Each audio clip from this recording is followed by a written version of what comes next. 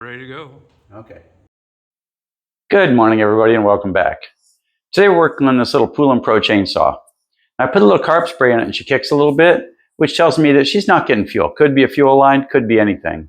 But the primer pump is definitely shot on this one. So we're going to start there and we're going to follow it through until we get her running. So let's get started. Now to pull, first thing we're going to do is pull the top off and then we'll pull the side off. And that way we can get a good look at the fuel lines and get a good look at the general state of affairs inside this thing. We know we're going to need a primer pump, but no telling what else we might need. Okay, on this one's usually 3 bolts.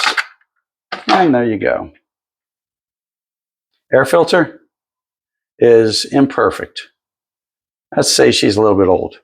And that comes from sitting in the Texas sun. It gets pretty hot here, and it beats things like that to death. So let's pull the side cover off and do the primer first.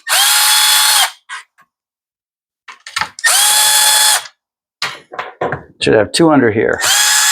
1 here and 1 here. And when you pull the primer off, you make the decision about whether or not you want to do the fuel lines then.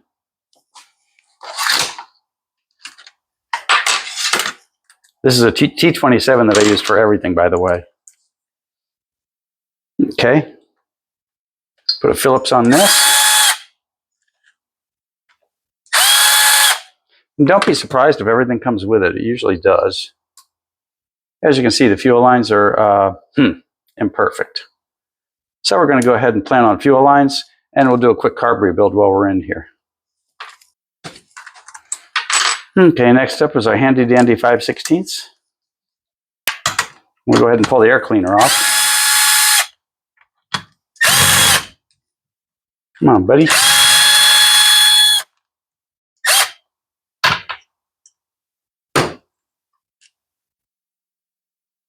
We'll start collecting parts off to the side.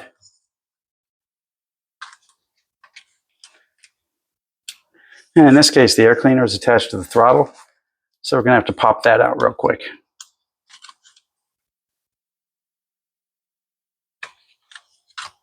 I can't give you a real good view on this part. What we're going to do is work that off of the carburetor. We're going to ease the carburetor out along with the air box and unclip that, and then everything will come off. Now, of course, the air box is nothing but in the way to take the carburetor off. There we go. And now we can wrap it around it and pull that off. So now that everything is free, and the carburetor just let go of everything, so we're going to have to do fuel lines first. And then we'll go ahead and give this little Walbro, I do believe. Yep, we'll give it a good cleaning.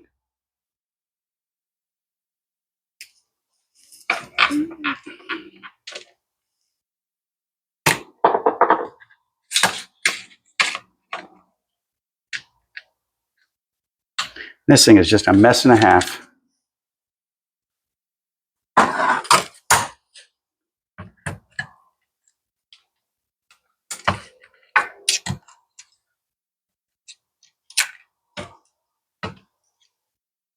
Now, whenever I pick one of these up used, I always test it and make sure I put a little bit of starter fluid in it. And if it kicks a little bit and it feels strong, then I'll go ahead and buy it. If it doesn't kick a little bit, I'll go ahead and pull the spark plug out and look inside it with the borescope. Because there's always a chance you just have a bad plug or a solid cylinder. If the cylinder's all torn up, then I don't even bother with it. These chainsaws aren't worth enough money to make it worth doing a cylinder. Okay, let's get to work on the fuel lines. Now, when you do the fuel lines, you've got 2 different choices of primer bulbs. You've got this one with the places where you can bolt the primer to the machine, and you've got this one that just clips in. Make sure if you're ordering them, you order the right one because they aren't interchangeable at all. Okay, the first thing we're going to do is take our little feeder tool here. There you go. And put it through the little hole here.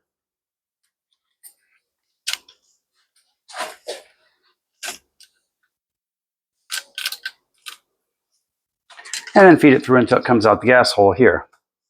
Now we're going to use this one for our return line. So we're going to take our smaller tube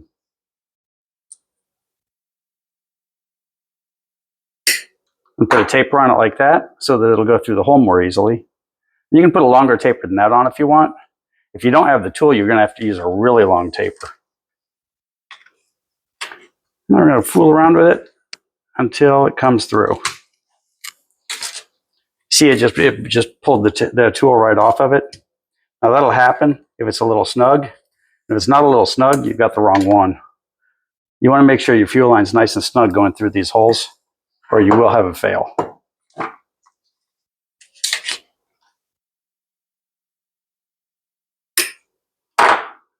And that's it for that one. This is a little bit longer than necessary, but when I'm doing this, I always make them longer than necessary because I can't make them longer later. Now we're going to follow through with the same thing in the back corner. A little bit harder to get the tool all the way through on this one, but with a little practice, it gets pretty easy. Now we're going to take a slightly larger diameter fuel line. I'm not going to give you the diameter of the fuel line only because it's different on different machines, and I don't want to send you down the road the wrong direction. Since this one's way in the corner, notice we made a longer taper, because if it comes off, this one can be a little bit more arbitrary to get through. And that's a larger fuel line, so it won't pull through quite as easy as the little one does.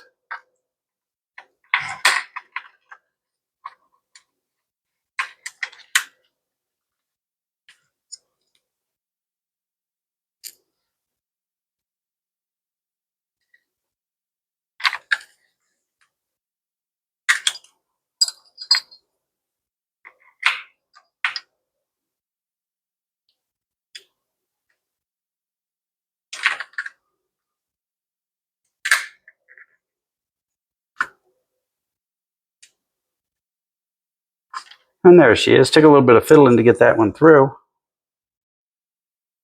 Now we're pulling gently to make sure we don't take the end off our fuel line. Now we're going to grab it with pliers and give it a good pull. And there she is.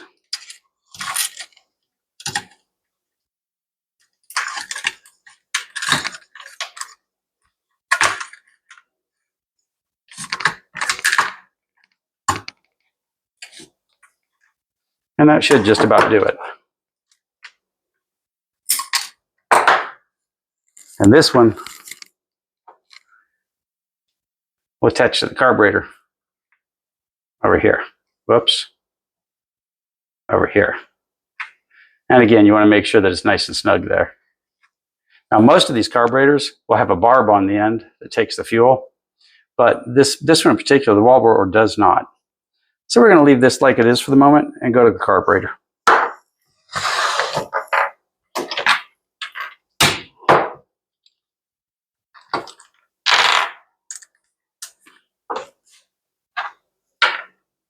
So we're going to pull the bottom plate off first.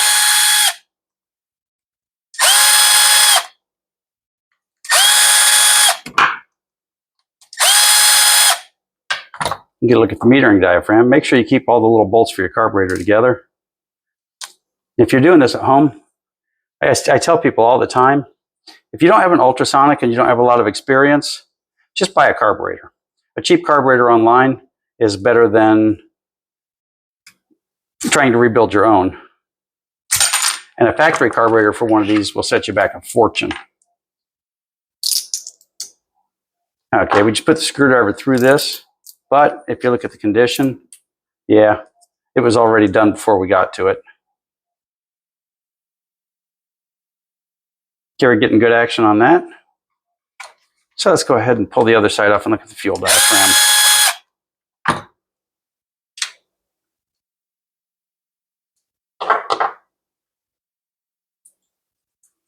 And make a note of the order that the gaskets are in. That's important when you're putting it back together. On the fuel diaphragm, not easy to see, but a lot of times there'll be a big bump here. There's a little bump on this one, but it's not terrible. Since we've got it apart and we're cleaning it, we're going to go ahead and replace it, especially considering the shape the metering diaphragm's in. So new metering diaphragm, new fuel gasket. So next up, you're going to want to take the body of the carb and clean off the outside with parts cleaner, and then soak it overnight in carb cleaner or put it in an ultrasonic like we do. I like the ultrasonic only because it doesn't smell up the garage. Well, it does. It makes it smell nice, and it's not flammable or anything. So we'll be back in a little while with a clean body. Now that she's all clean, let's get her back together. You want to make sure the little screen here is clean also, because if that's not letting fuel through, you're just not going to work. Okay, first up, we're going to put our little fuel gasket here. And I'm using the old top gasket just because it's in good shape.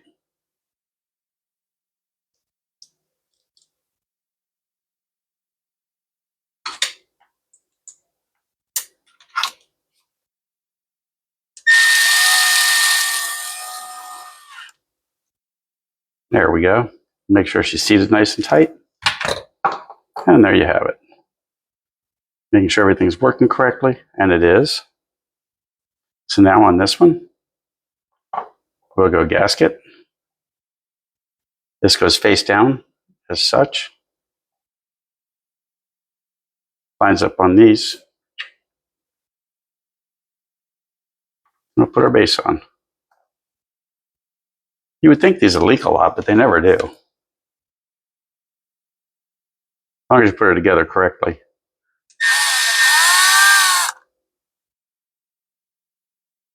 Put each screw in just a little bit to get started. Even with these guides, you can still get off center just a little bit. So you just start each screw and then come back and tighten them later. And if you're doing what I'm doing using a screw gun, take your time, make sure you got a variable speed, and make sure it's something you're familiar with. You definitely don't want to tear the tops of these bolts up, or cross thread them for that matter.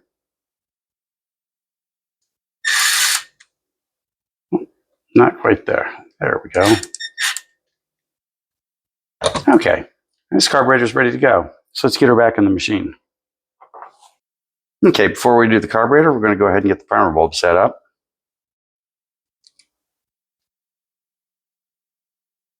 Got our screws in place, but we don't necessarily need them yet. Okay, this is the one going back to the tank. So this one will go on the longer of the two. It's a little bit long right now. That's okay, we'll fix her later. We'll pull her back into the tank with our long pliers.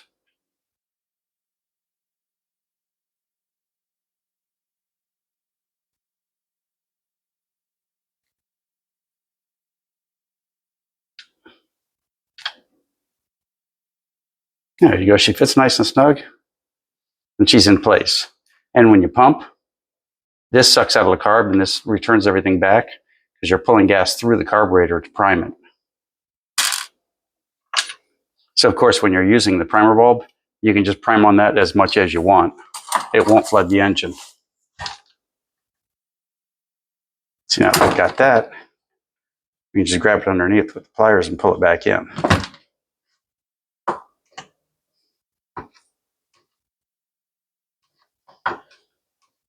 There we go, right about there.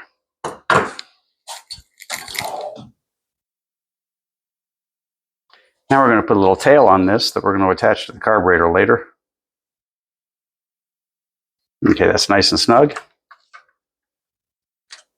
Now we can reinstall our primer bulb and move on to putting the carburetor in.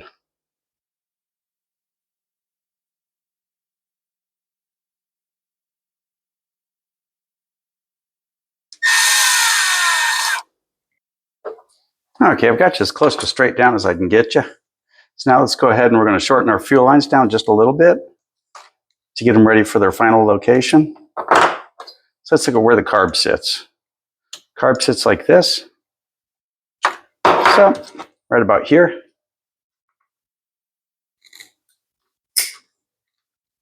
For that one. And this one goes low also. And you don't want them to be too short or too long. So remember, you can cut a little bit off later, but you can't cut a little on later. So now we're going to get these out of our way. and get ready to put everything back together. Now this loops down underneath the carburetor when it's all together. So keep that in mind. We're going to hook our linkage. Oh, we're going to hook our linkage down here. Because remember, this is where our choke lever goes. I'm going to get her started. Now it's kind of hard to see what I'm doing here. There's a whole lot of fiddling to get the bolt started on the carburetor. So now we'll come down just a little bit. Get everything out of its own way. Now we're going to use the long skinny pliers to put the fuel lines on before we tighten everything down. That way we can watch for any kinks or anything in the lines to determine if we have to cut more off. Because we did leave them a little bit extra long.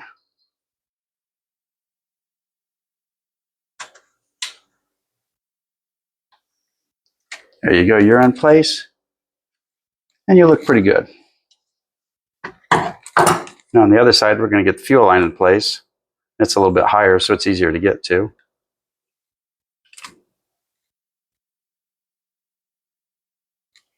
There you go. So let's take a quick look at that.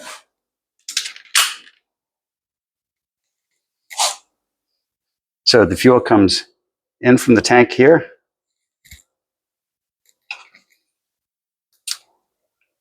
There you go, a little bit more light. Fuel comes in from the tank, and it goes to the end of the carburetor that has the single screw on it.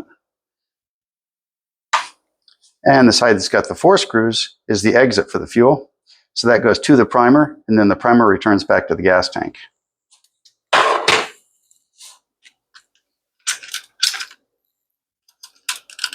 Okay, let's hop back up here and start nickel and diamond things together.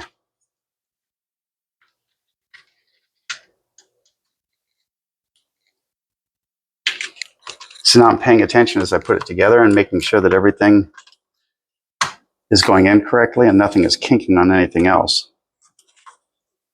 The accelerator cable on this is a gigantic pain in the posterior, shall we say.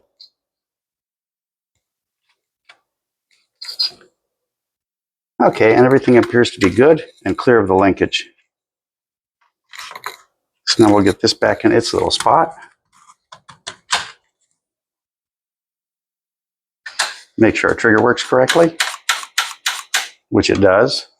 Now we're going to take this moment to put our choke lever back on. And you want to do that before you bolt everything down, or you won't be able to get to it.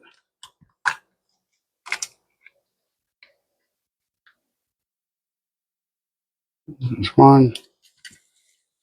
Clip it back in place. And that all looks good. Ah, she jumped out of her place.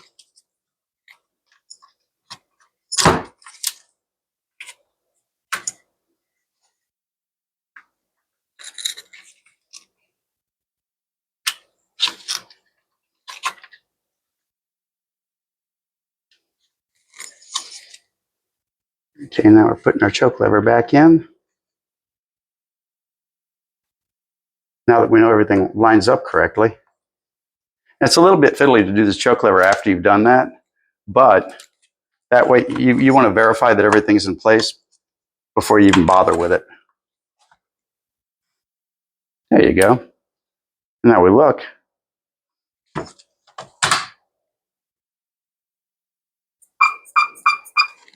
Okay, everything looks pretty good. So let's get our little nuts started. Just to hold it all in place.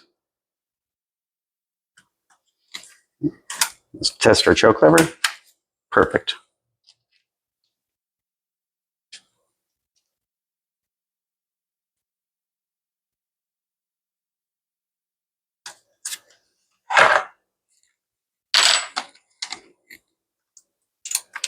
So let's tighten her down, and then we'll peek around the little edges and double check everything.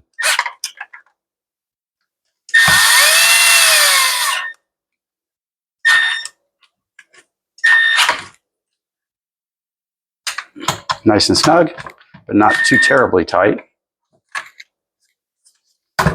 Remember, you don't get an award for over-tightening anything. So let's put a little fuel in her and see if she runs pretty good. With a little bit of luck, we'd be able to do this without a whole lot of tuning. Okay, let's toss our side cover back on.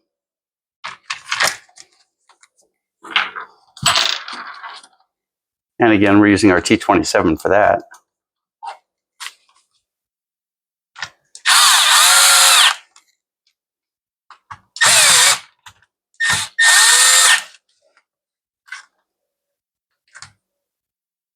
Now, if your side cover ever doesn't want to go on, play with this a little bit because it can hang up on the pawls occasionally. Pawls is spelled P-A-W-L-S. And that's those little arms inside here that catch it on the machine. Okay, I think we're good.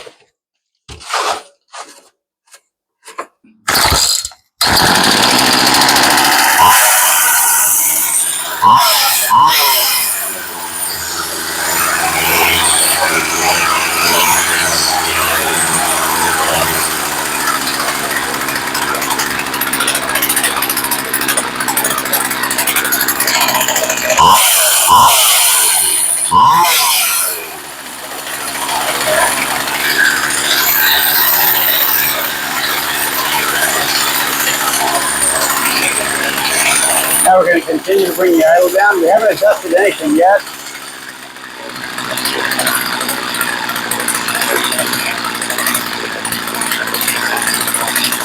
Okay, that feels pretty good. That's one of the advantages to rebuilding a carburetor is 90% of the time you don't have to do any adjustments when you're done, unless the previous owner has already adjusted it as it went. So this one feels pretty good now.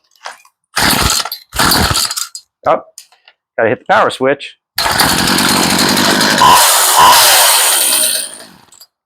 Yep, she's ready to go. There's just nothing cooler than hearing a motor start the first time after it's been sitting for a little while. Now this one needed fuel lines and a carb rebuild and new filters and all of that whatnot, but she sounds almost new. When I bought it, I did look inside the cylinder because I was a little worried about it, and it looked shiny new, so I was sure that I was going to get something good out of it. So if you're working on yours, remember, patience is your friend. Take your time. Don't be in a hurry. If things seem like they're a little bit too fiddly to work with, take your time. Sometimes you have to step back for a minute. That's okay. Step back for a minute and then come back and get back to it. So all you new people out there, go ahead and subscribe. It's free, and if you made it this far, you might as well. So thanks for watching, and we'll see you next time.